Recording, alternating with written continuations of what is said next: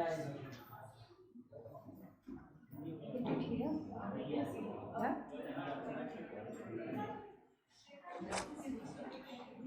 This much only it can go. Okay. Yes.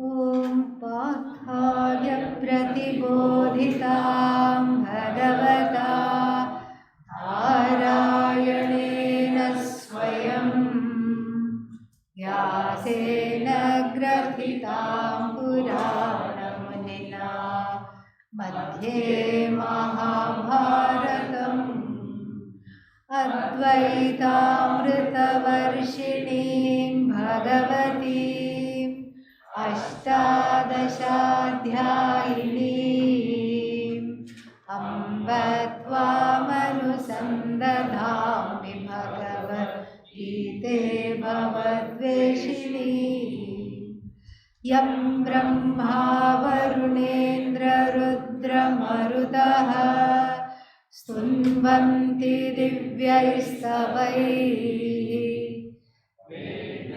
साङ्गपदक्रमोपनिषदैः गायन्ति यं सामगाः ध्यानावस्थिततद्गतेन मनसा पश्यन्ति यं योगिनः यस्यान्तन्न विदुःसुरासुरगणाः देवाय तस्मै नमः देवाय तस्मै नमः।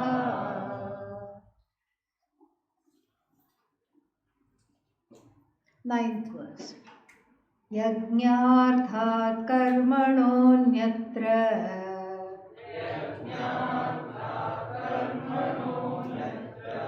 लोकोऽयं कर्मबन्धनः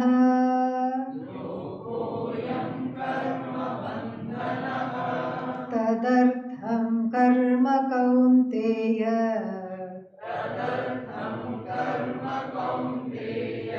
मुक्तसङ्गः समाचर।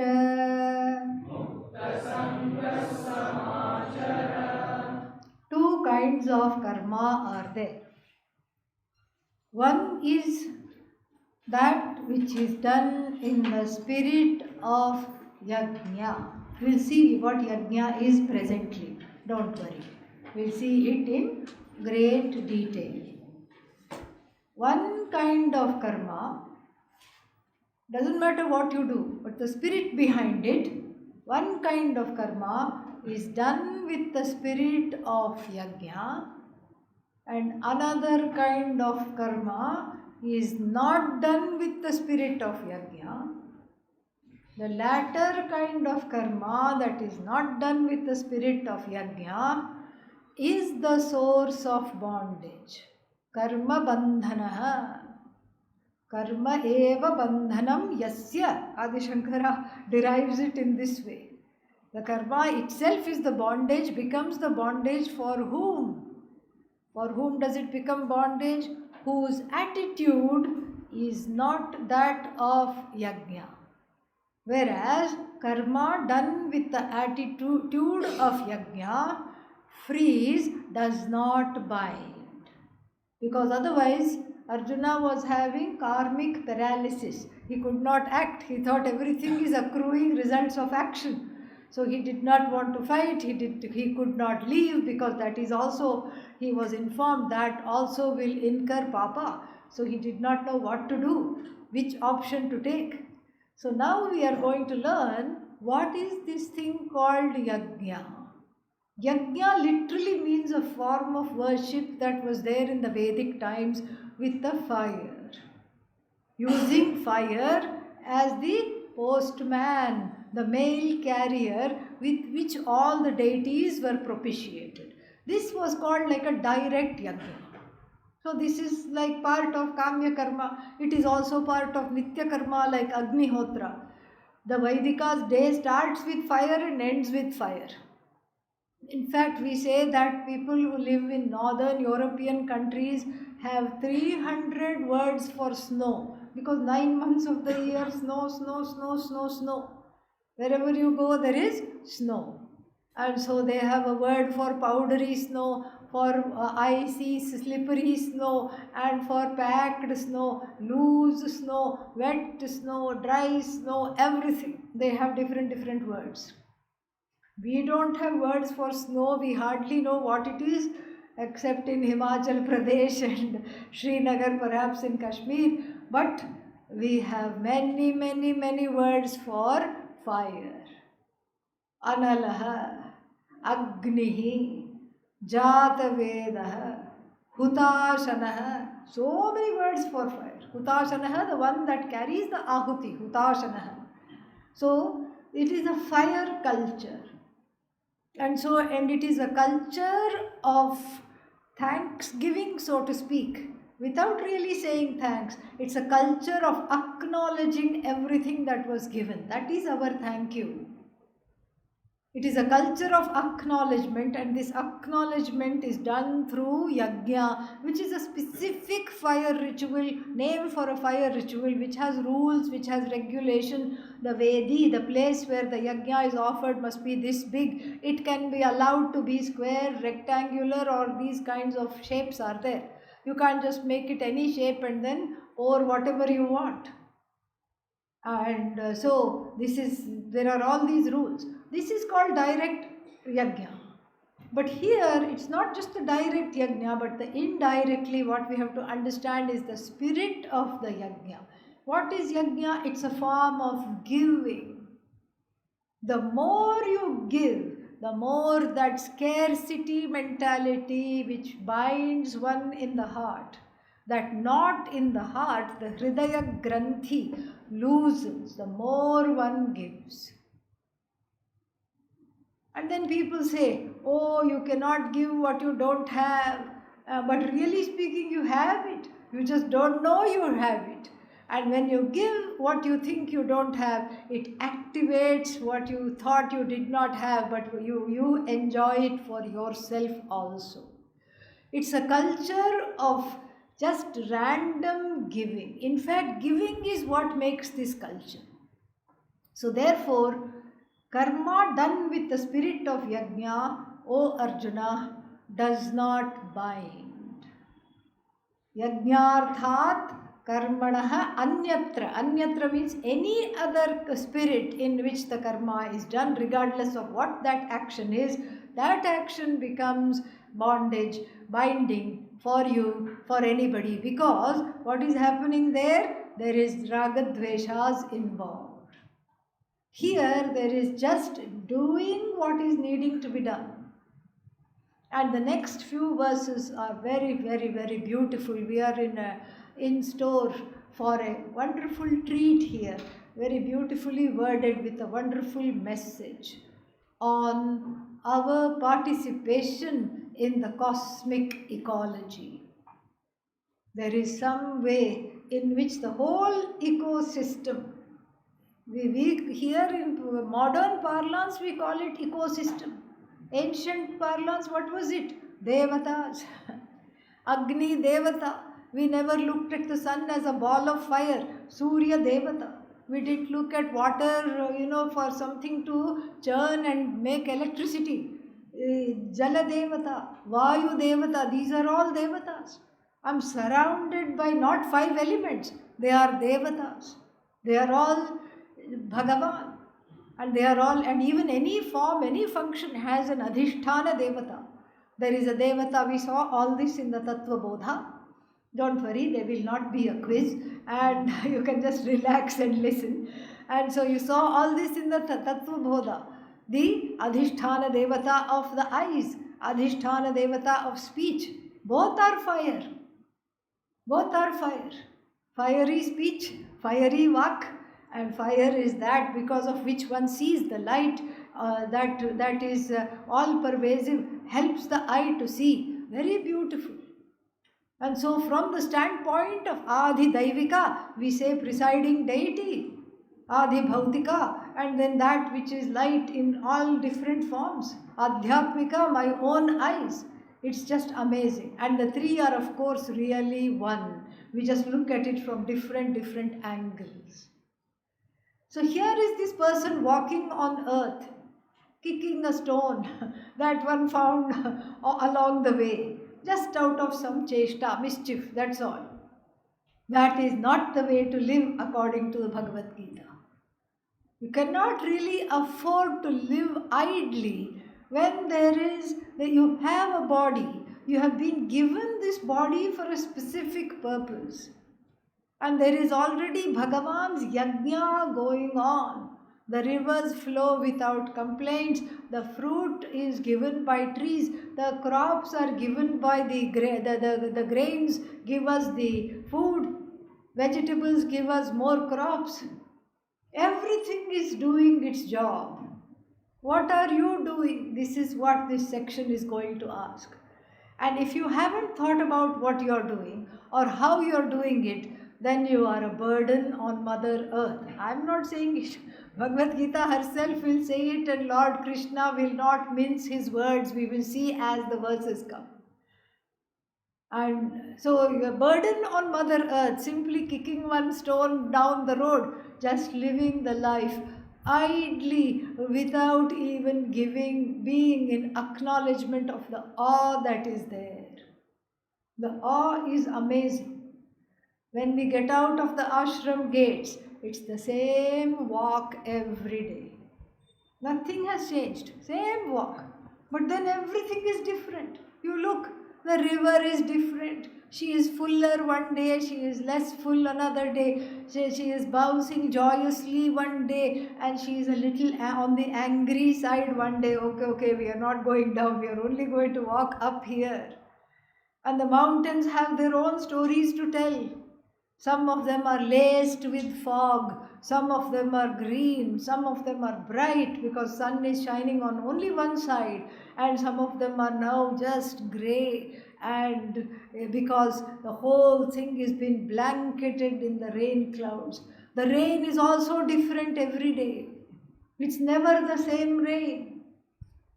It's never the same rain. Sharp drops, quick drops sometimes, and then sometimes a steady drizzle, and sometimes it's all poetry. Poetry is Bhagavan. Wherever you go, there is art and poetry, and that art and poetry is just Ishvara. This is Ishvara in motion. How can we not see it? And seeing it and appreciating it is called bhakti, which is compulsory here for a karma yogi. See, everybody was thinking, when is bhakti going to come? When is bhakti going to come? How come we are only talking of jnana and karma, and where is bhakti? Bhakti must have a role. This is bhakti. Here we have arrived at bhakti. My attitude towards the world and the people in it and my own body, that is bhakti. Everything has to be seen as a manifestation of Ishvara for the karma yogi, and when the actions are done with that spirit, it is not binding at all. Otherwise, one gets stuck because the doership comes, and then there is some catch there, and then otherwise I think I am owed this, I am entitled to this, why am I not getting this? The receivership, what is that called, bhoktritvam comes, then also one is caught, and like a ping pong, karta bhokta. Somebody sent me one small video with 3 kittens watching a ping pong match. They were going like this. All 3 of them were so cute. But that's how we are. We are the ball. We are not the kittens. Yeah. We are the ball. That is just being, karta, and then bhokta, karta, bhokta, karta, bhokta. This is the life. What a life, really. And in between sit and cry. Oh, too much kartritvam, I OD'd on kartritvam, overdosed on kartritvam, too much bhoktritvam, I don't know what to do, I don't know where to go. Here one can live freely doing what you have to do. not doing what you want to do, doing what you have to do because out of a sense of accomplishment and a sense of belonging, because your body is not wasted, your mind is not wasted, your whole upadhi is not wasted, your emotions are not wasted, your skills are not wasted, your challenges, your limitations, whatever you see, they too have a role. They are also not wasted. And instead of integrating oneself into the whole, this person just goes off singing his own song, her own song, and then what comes out of it? It's a sad song. Darshan kab doge. And Ishvara really needs a cough lozenge, because Ishvara is hoarse, saying every day I'm giving you darshan in so many ways. Idiot, wake up, look. Ishvara is tired of screaming and has become quiet. That's why he has become so quiet, because nobody seems to be listening. So here in the next 5 verses is our opportunity to reboot ourselves, to rebrand ourselves as bhaktas. What kind of bhaktas? Not necessarily one who sits in front of the altar, although that is definitely included, but one for whom the altar is the entire Jagat. That is the one that is being spoken to here. That is the growth. The entire Jagat is an altar for my bhakti, my expression, my movement, my transformation from being the one who is used to doing whatever one wants into growing up to be the one who does whatever one has to do, who loves doing whatever one has to do. This is the growth. Before I was fighting with the universe, fighting with every single person, always had those, what are they called? Boxing gloves. Everything was a wrestling match. I didn't know how to let go. I didn't know how to let go. Especially when the currents were against me, I pushed back harder, fell down in the process, and blamed Ishvara. You made me fall down. You are not giving me what I want. You are doing this, you are doing that. Blamed Ishvara like anything. And then now I know better. After falling down, scraping my ego a few times, and then coming to this portion in the Bhagavad Gita, I know better. I let go, because the obstruction is also what? Ishvara. And that Ishvara has a name, Ganesha. Vighna Karta. Oh no, he is Vighna Harta, the one who removes obstacles. That comes later. First he is Vighna Karta. Karta means doer. Vignam means what? Obstructions, obstacles. So, but why does Ganesha hate me? Why is he putting obstructions in my path? He is not putting obstructions in the path. Oh, but you just said he is Karta, as though Karta. The obstructions comes from where? From your own bag of karma. He just said, can I look into this bag? And you say, yes, Ganesha, please look in the bag. And he just takes and puts a few things in front of you, which you have to negotiate. That is what happens. So here is the opportunity to rebrand ourselves as the bhaktas of the highest order. Bhakti means the karma yogi is a bhakta. Without bhakti there is no mukti. Not at all, not possible. You have to have appreciation of what Ishvara is. And for the karma yogi, for a wonderful seasoned karma yogi, Ishvara does not live in temples alone. Whole Jagat is a manifestation. The whole Jagat is a temple for whom? That is a karma yogi. So this bhakti is showcased here, and one is encouraged to have this attitude through the next few verses, which we are going to enjoy. सह यज्ञाः प्रजा सृष्ट्वा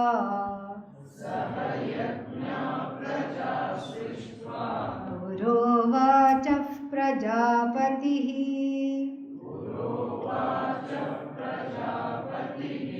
अनेन प्रसविष्यध्वम् एष वोत्विष्ट कामधुक्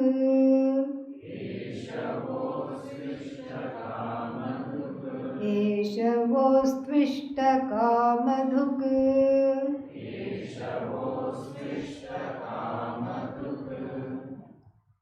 Prajapatihi, the creator, Lord Brahmaji, created Prajaha. Prajaha means all the beings, people. And then along with Yajna, this spirit of giving and the spirit of worship. He created, along with the people, the ability to worship given. Body given, mind given, senses given, the ability to have bhakti given. Pura uvacha. He said at the beginning, Sargadau, before when the creation took place, he is purported to have said, Anena. Anena means by this. What is this? This? Yajnena. Anena yajnena, because that yajna is the topic. Look in verse number 9. Yajna is the topic. It has been mentioned. So the second mentioning can be through a pronoun. Anena, by this yajna. Anena yajnena prasavishyadvam means may you be nourished, may you be complete, may you grow, may you find nurturing. Eshaha yajnaha vaha, for you. Yaha vaha, for you. Tu ishta kamadhuk. Kamadhuk means wish fulfilling cow. I have told the story of the wish fulfilling cow. Yeah, Kamadhenu, which belonged to Vasishtha, sage Vasishtha, who was a rishi, Brahmarshi. And then now what? Vishwamitra wanted to cull the cow. Because he wanted the cow, he wanted to be a rishi, Maharshi he wanted to become. So I have told you that story. So here there are two meanings. Meaning the whole world is here along with all its prasada. That's what it is. Bhakti is the recognition of prasada, that everything is given. And then there is no entitlement. Oh, I had to have this, I don't have this. Silly attitude coming out of ignorance. That entitlement, when it is there is no bhakti. Entitlement comes, bhakti says tata and leaves. Entitlement and bhakti never go together. So let us be in the spirit of always being surprised. The smallest thing becomes joyful then. Somebody smiles at you, oh, they didn't have to smile, but they smiled, how wonderful. And here my day has become better as a result, because this person looked at me and took the time in their busy day to smile at me. How wonderful it is. Otherwise, if one thinks, I am a big person, I'm big, see this person not looking at me, this person not acknowledging me, one is in sorrow all the time. This is how to look at the world from the place of gratitude. Even now, if you go to Western doctors, allopathic doctors, they will say everything is okay, do some meditation, they will say, and then they will say, have an attitude of gratitude. They learnt everything from the Bhagavad Gita, except it's not acknowledged, that's all. This is what it is. This is what gratitude is. Gratitude is not saying thank you. Gratitude is just the acknowledgement that within the given day, how much are we getting? The Jagat given by Bhagavan is Ishtakamadhuk, is the wish fulfilling cow which gives me whatever I want. When I have this attitude, when whatever I don't want comes, that also becomes okay. Because this is also prasada, this is also okay. There is something here for me to learn, something here to understand. And so this is one meaning. We can take it literally, that everything in the world, if I look at with the eyes of bhakti, eyes of shraddha, then it seems to be a prasada. Whatever comes is a prasada. There is a story told of the king and his minister who went for a ride in the forest, and then what, they were resting, the horses ran away or were kidnapped, horses were abducted, and they started to walk back, and they fell into the trap of a cannibalistic tribe. You know who cannibals are? They eat people. Okay, yeah. Not people leaves and people tree, which is over there. No, People. So people, they eat people. And so then they said, oh, dinner is coming, wonderful. And so they all sat in a circle, started to drum, and they put a big cauldron. And the king found the minister very annoying, because the minister kept saying, when the horses went, the minister said, Sab achhe ke liye hota hai, everything is for the good, Maharaj. First 2 times the king kept quiet. After that the king said, shut up, things are getting from bad to worse. So the horses were taken, and then the second thing happened was that the king fell down, hit his leg against a stump of a tree, and then the toe started to bleed badly. He lost a piece of his toe. And then the minister lovingly wrapped it, took his own angavastram, tore it in half and wrapped it, packed the wound and made it sterile and everything. Put some herbs, and then again unknowingly he said, everything is for the good, Maharaj. Shut up, keep quiet. Then they heard some drumming sounds. It's these cannibals. They are licking their lips, taking out their fork and plates, looking at these two people. And then again the minister annoyingly said, what did he say? Everything is for the good, Maharaj. The king wanted to throw something at him, but desisted. Then they said, then the chieftain came and said, who is the most important? The chieftain's minister came from the cannibal's side, came and said, who is the most important person? That is who will be served to our king. And the minister unhesitatingly pointed to the king. He is the most important person. So they caught him and they were about to put him in the cauldron. And then what happened? Then one medicine man came and examined this king. And he said, what? Why is your toe tied up? Oh, I fell down, cut the toe. No. That means some blood has all gone. We can't offer an incomplete offering. And we can't offer the second best. Get away with both of you. And so both of them were released. So like this, there is a certain way in which our own outlook, makes the world a little less or a little more cloudy. So this is one straight away meaning we can take. Another meaning is there which is much deeper, and not even Adi Shankara in his Bhashya these things alludes to it, but our Pujya Swamiji talked about it. Eshavo, the Ishta Kamadhuk. Ishta means the most dear thing. What is the most dear thing that one wants? To be free of samsara. So the desire for self-knowledge is already the Kamadhuk here.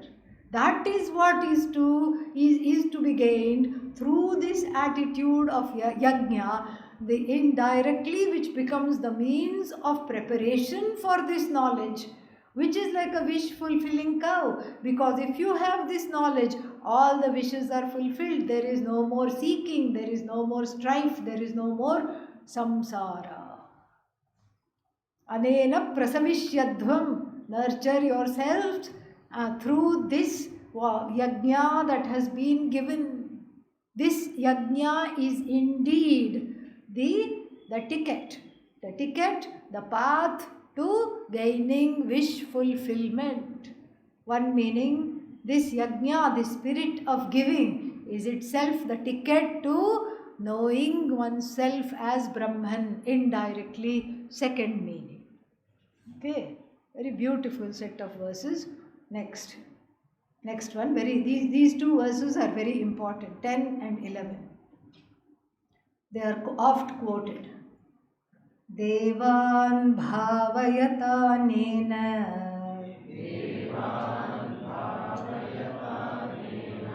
te deva bhavayantu vaha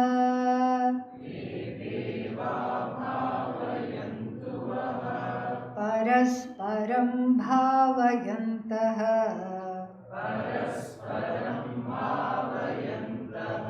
श्रेयः परमवाप्स्यथ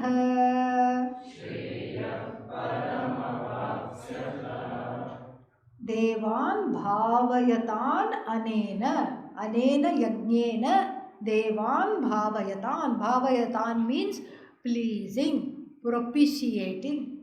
Who? The Devas. Devas doesn't mean those deities in the temple. Adhisthana devatas of all the beings in the world, all creation in the world. So they are all Devas. Propitiating these Devas, bhavayatan anena yajnena, through the spirit of yajna, growth, giving, all these things. Then te devaha, then when you do this, when you propitiate the whole universe as an extension of Bhagavan and take care of this universe, what does it do to you? It gives back to you and it nurtures you. We have seen this. You pollute the water and then what happens? You end up with a stomachache after drinking that water directly or indirectly. You pollute the air. And then who gets asthma? Air, Vayu doesn't get asthma. Who gets asthma and allergies? Your lungs get asthma. You pollute the air, you are the one affected. You keep the air clean, you are the one that is benefiting. So this is called parasparam, living a life of mutual bhavayantaha, means respect. Mutual caring, respect, nourishment, mutual love and caring, not just with the beings but also the inanimate things in the universe. For so many centuries we have exploited the earth. We have no idea of how much we are consuming and how little we are giving. They talk about carbon footprint. Gita also talks about that right here. Lessening the carbon footprint, but here we are talking of lessening the impact of your karmic footprint also. There should not be any sign that you have lived and died. There should be no sign. But here, how much plastic we use, how much waste we create. And we are running out of places to throw it. And the first world countries send huge ships full of plastic and non-biodegradable to India, to Bangladesh, and the abandoned ship is just there moored at the shore somewhere. It has happened 3-4 times with no return address. And then we have what is called landfills, meaning you dig a hole and put all the non-biodegradable things and then just cover it. That's not getting rid of it. That will come in the soil, through the plants, and then give our bodies cancer. That is what most of those chemicals are carcinogenic. We don't know how to look at nature as not something to be milked constantly and abused. When we abuse nature, she abuses us in return. She doesn't abuse. It just is the consequence. Our own drishta karma phala comes back to bite us immediately. Or we leave to our children and their children's children a world that is not even worth living. This is why this is such an important verse. How easily this can be reversed with an attitude that this is Bhagavan, these are all devas. I have to take care of them. Whereas our attitude is what? I didn't throw that bag. Why should I lift it? I didn't throw that bag. So each one is saying, I didn't do that. I didn't do that. And so therefore, all the plastic piles up. And so the attitudinal change, that one bag may not cause problems, but it is the spirit of this, that the river is not a river, it is Mother Ganga, it is Mother Yamuna. All the mountains, that's why they have names of the goddess and gods. Annapurna, the whole mountain range is called Annapurna. So they all have names because they are devatas. We look upon them not as a mountain somewhere to go trekking on. We look at it as a worshipful manifestation of Bhagavan. And my worship is not sitting and admiring and writing poetry, although that can be a form of worship and it is allowed, but it should extend to action, because this is a chapter on how to make karma into yoga. It should extend to action. Writing poetry is also an action, and that is wonderful. But in addition, what can I do to help? What can I do to protect? What can I do? What is this body for? How can I help? And this is where one has to go. One has to think big. You can act small, but you have to think big. And think global. And then act local. Act local, but think global. You have to learn how to think big. We have to think at the level of galaxies, stars. And if we are ever visited by another form of intelligent life, what will they think of us? We should think of that. One theory is this. Somebody asked a famous astronomer, how come we are not being contacted if there is intelligent life in the universe? How come they are not contacting us? And the astronomer said, we are probably too stupid to even understand what their language is. We don't know. We don't know what their language is. In fact, we have been receiving some radio waves from the universe. Short burst radio waves. And of course the scientists are saying, astronomers are saying, it's just some planet combusting, some star combusting ahead of its time, or something like that. That is just a theory. They don't know. It could be somebody contacting, but we don't know how to interpret. So just like when you go to somebody's house, they don't have vegetable peels all over the floor. They don't have plastic flying around in the room. They don't have dirt on the sofa that they invite you to sit on. It is very nicely kept. And there is a house pride. One is house proud. And you say to the guest, yes, please come in, please sit here. What would you like to eat? What would you like to drink? Please come in, sit down, be comfortable. This is what a person does when somebody comes. But what do we do when, to this planet Earth? Planet Earth, Mother Earth must be treated like my living room, because I live in it. She is the living room. Mother Earth is my living room. So therefore she has to be kept tidy. She has to be kept at her best. And it's not that the extraterrestrials are going to reap the benefit of this action. Who is going to reap the benefit of this action? You, in two ways. You will not get asthma, you will not get eczema and all other allergic problems, autoimmune diseases, cancer we will not get. And then what? In addition, one has emotionally grown. Two things one gets by seeing the whole entire world and all the five elements and everything in it as devatas, taking care of them, worshipping them, loving them, being with them, respecting them. and in turn they give you the gift of a clean place to live, and they give you the gift of emotional growth, spiritual maturity, which is very, very nice. Next one. Ishtan bhogan hi vo devaha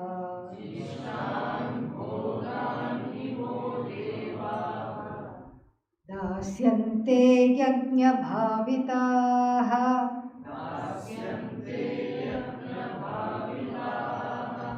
तैर्दत्तानप्रदायैभ्यः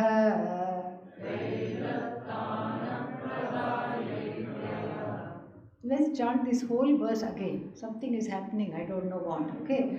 Ishtan bhogan hi vo devaha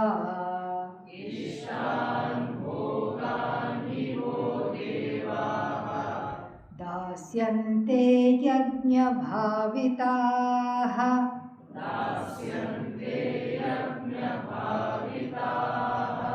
तैर्दत्तान् अप्रदायैभ्यः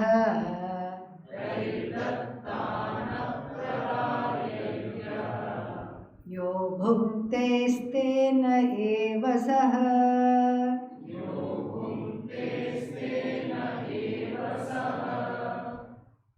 So, devaha dasyante, that is the skeletal sentence in this verse. Devaha dasyante, the devas will give. Who are the devas? Everything, whatever we see is a deva. The whole ecology is talked about here, not just one particular Bhagavan sitting in a temple. We are talking of the adhishthana devas of everything, including my indriyas. We are talking about the adhishthana devatas of mountains, everything, and we are talking of mountains themselves as devatas. All of this is included, the whole of nature, the whole of ecology is included. So, devaha dasyante. What kind of devas will give? What kind of devas? Yajna bhavitaha devaha dasyante. We'll build up this sentence slowly, slowly. Devaha dasyante. The devas will definitely give. Who are these devas? Yajna bhavitaha devaha. Those devas that have been invoked by yajna will certainly give. Who will they give to? Vaha, to you. They will give to you. Vaha means unto you. To you they will give. What will they give? Ishtan bhogan. All kinds of goodies they will give. They will give wonderful things. In fact, they will make your life itself a big wonder. You wake up in Ashcharya and then you are just in wonder all the time. You are in awe. And even the thought of criticizing something doesn't even occur in the mind because it's just all so beautiful. Your eyes have undergone a 180-degree revolution. You don't see the world in the same way before. You see it as something which is so filled with awe, beauty, majesty, and magic. Everything is magic. Nothing is the same anymore. Even if you go to your same room, it starts to look different because you look at it with the eyes of worshipful gratitude. So there are two ways of looking at the room, even one's own room. You go in and you can say, this is not there, this is broken, this is not working, this is not all right, that could be better, this was working but is not working and no sign of it being repaired, and this thing is not okay. I wish it had this, I wish it had that. That is one way of looking. But it is a subjective way of looking because it is based on ragadvesha. It's a subjective way of looking. And then if you look at the room like this, then will you feel like staying in that room? No. You will feel sad. Whenever you are in the room, you feel sad. And then the person of, Ajnanam will ascribe the sadness to the room itself. This room makes me sad. Poor room. What it has done? Nothing. This is the wrong way to look at it. But if you just look at each and everything and say, imagine if this bed wasn't there, where would I sleep? Thank God it is there. How wonderful that the bed is there. Oh, imagine if this chair was not there at all. How would I be? Not very nice. I'm glad the chair is there. Imagine if this broom were not there to escort all the things that all the guests, aka pests, that come in the room. If this broom were not there, how would I be? This would not be good. So I'm so happy the broom is there. So from room to broom, I am in a place of appreciation. Try it today, and then you can report back tomorrow. Okay? And tell me how it went. That will be the homework. You can report back tomorrow. So this is what it is. So Ishtan Bhogan hi vo devaha dasyante yajna bhavitaha devaha dasyante vaha. These, they don't think these invocation and this worshipful attitude is going to waste. It is not going to waste, because these devas in the form of the ones that have been invoked are itching to give you. They are just going to shower you with everything, and everything is going to be magical and a surprise, like the contents of this box over here. Pray what might it hold? Let us find out later. So, like this, it's all a surprise. It's wonderful to be surprised. It's wonderful to be in a place of magic. So then, Taihi Dattan, Devaihi Dattan, those that are given by Bhagavan, by the Devatas, Apradayayibhyah, without sharing it, without giving it to others. Yaha Bhunkte, the one who eats. Lord Krishna does not mince his words. He calls that person what? What does he call him? Look in the verse and pick the word.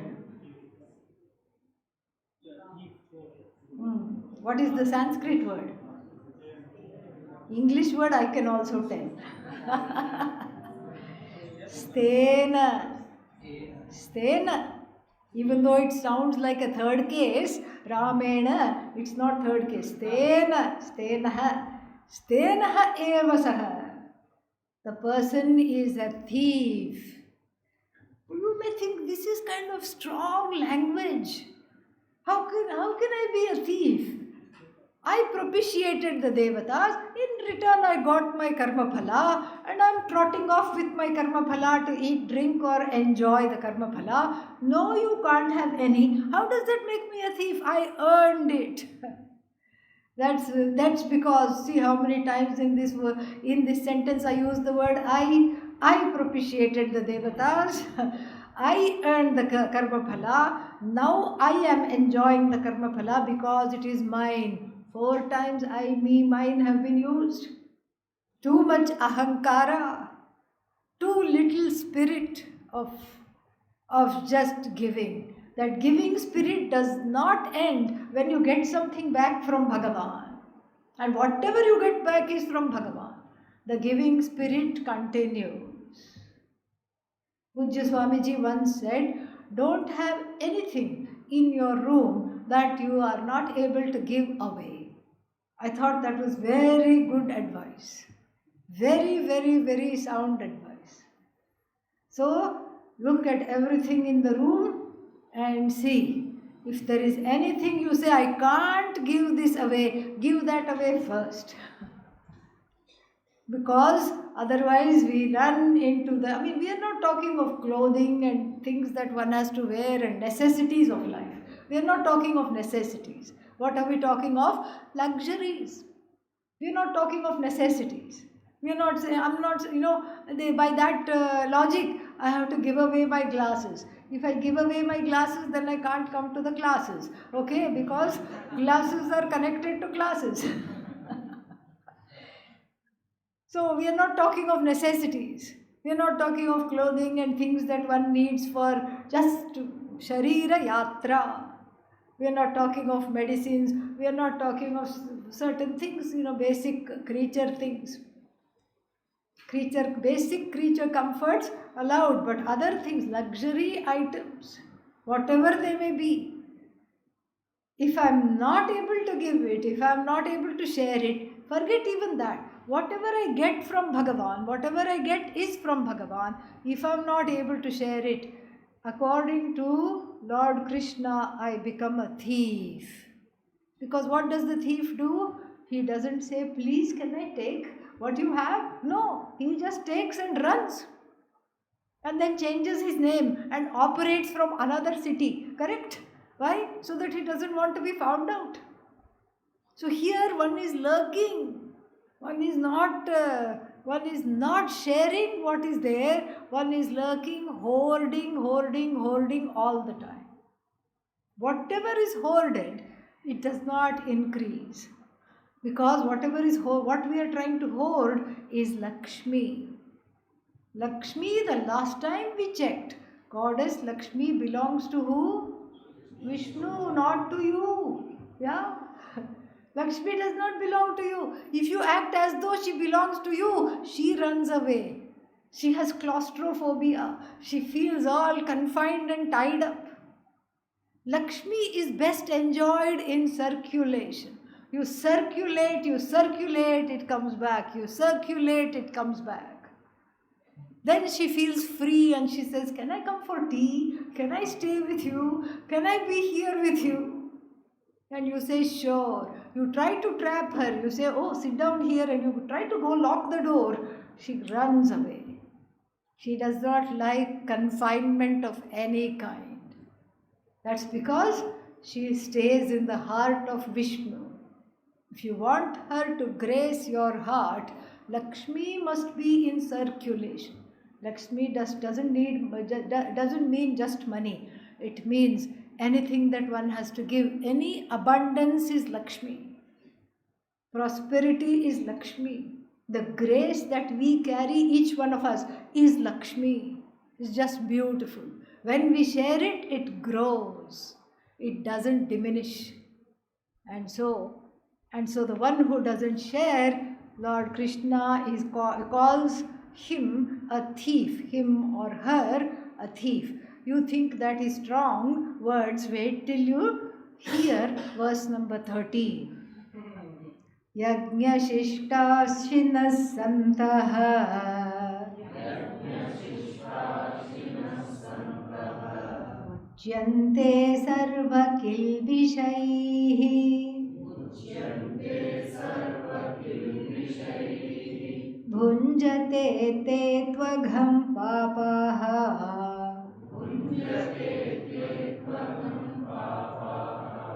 Ye pajantyatmakaranat. Yeah. So, yajna shishta ashinaha. Ashinaha, eaters. Ashin, eater. Ash, to eat. Ashinaha. So, yajna shishtam ashitum sheelam yasya saha. The specific pratyaya is called nini. Nini is the suffix. It also becomes in, like many things. So, yajna shishtashin and yajna shishtashinah means the ones who eat whatever is left over from yajna. This can be taken directly, yajna prasada, they eat. Or it can be taken as they eat with the spirit that this is prasada. Prasada buddhya svikuru. So you accept whatever is there, thinking this has come from Bhagavan. Like that annoying minister. Everything is for the good. This is from Bhagavan. This too is from Bhagavan. Prasada buddhi. And that is a very big hallmark of what? Karma yoga. Cultivating this prasada buddhi, and always think you are eating leftovers. Leftovers after Bhagavan has had it, offering and leftover, offering and leftover. This keeps us humble. This keeps us very, very humble. And then not only does it keep us humble, this humility is what goes with the knowledge. Vidya and Vinaya go together. But then we are not just talking of humility, we are also talking of preparation for knowledge. That very humility becomes a preparation for this teaching. Yajna Shishta Ashinaha Muchyante Sarva Papaihi, Sarva Kilbishaihi. So Kilbisha means Papa. Muchyante. So as long as I have this spirit that I am eating prasada, muchyante, they are freed of wrongdoing. How? Just because I have the attitude of prasada, how is it? How am I freed of wrongdoing? Because there is no doership. It is given by Bhagavan. There is no bhoktritvam, there is no kartritvam, there is no doership. And I am just there, I am just a receiver of this prasada, I am not the agent of this action. So that the one that has that attitude does not accrue papa and is freed of all papas. Tu, whereas bhunjate te tu agham papaha. Bhunjate means these people are eating a lot of papa. They are not eating prasada. They are eating papa for breakfast. Who are these people? Ye pachanti, those who cook atmakaranat, just for themselves. Those who cook just for themselves. In ancient India, even now, in certain villages in South India, you will find there is a rule that you have to feed one person before you eat. So you have to go to the gate of the house, look to the left, look to the right, anybody there, please come. And you feed them and then you eat. This is called Atithi Yajna. Atithi Yajna means they are a yajna performed for the guest. So you give the guest, you feed the guest, and then you eat. And if you can't find a person, that day you don't eat at all. And you find a person, you feed them. This was how it was done. So then, ye pachanti atmakaranat. So always in every household, if there were 4 people, the lady of the house would cook for 5. One person's food should be there, remain. But then we don't live in those times anymore. It's just like everything is in nuclear family, which is neither new nor clear to me. Why it is called nuclear? Maybe it is waiting to detonate like a bomb. That's why it is nuclear. Who knows? So in this so-called nuclear family, mother, father, 1.5 children, means one is so small it's not even eating. It's just drinking milk. Mother, father, 1.5 children. So you have small pots, small pans, small everything. And then you cook in that. And then if supposing somebody comes by chance, you can't feed them at all. Everything has been swept clean and everything has been washed up, everything has been swept clean. So this is the modern economical living. You don't let anything go to waste, which is a wonderful thing. But in the olden times, this is completely different from how we used to live in the olden times. We used to feed the birds. The crows were our ancestors. To feed the dogs and the cats around. And then we used to feed the insects by putting rangoli with rice, rice powder, rice flour. You put rangoli. So that the pests know they have to just stay outside, they don't come in. There, your food is served outside for you, stay there. It's a very nice form, very beautiful form. Nowadays the rangoli is quarry stone powder, whatever that is called. Quarry stone powder, that is not at all the spirit of what the ancestors had in mind. So it was just a giving culture. Even in the poorest person's house, food would be in plenty. Why? Because food is Anna Lakshmi. The more you give, the more she comes. That is how it is. One is filled with, surrounded by food, the more you give. You try it and you will see the truth of this. So bhunjate te, instead of eating food, these people are eating what? Papa. They are eating papa directly. Ye pachanti atmakaranat. Those who only sit and cook for themselves. And then what? Tomorrow weekend? Oh, lots of wonderful things are there. But which verse are we on? Yeah, 30. Yeah. So 14, 15, 16. We'll see the glory of this on Thursday. It will continue. So it will continue to the till the 20th verse. Very nice verses, very nice section, beautiful section. And I hope this is clarifying finally what karma yoga is, and I hope it's also clarifying what bhakti is. I won't even say the role of bhakti. Bhakti is not a role, bhakti is you. Bhakti is your core feeling with which you greet the universe. Did we say the closing prayer? Om Purnamadah Purnamidam Purnat Purnamudachyate Purnasya Purnamadaya Purnamevavashishyate. Om Shanti Shanti Shanti. Hari Om Shri Gurubhyo Namaha. Hari Om.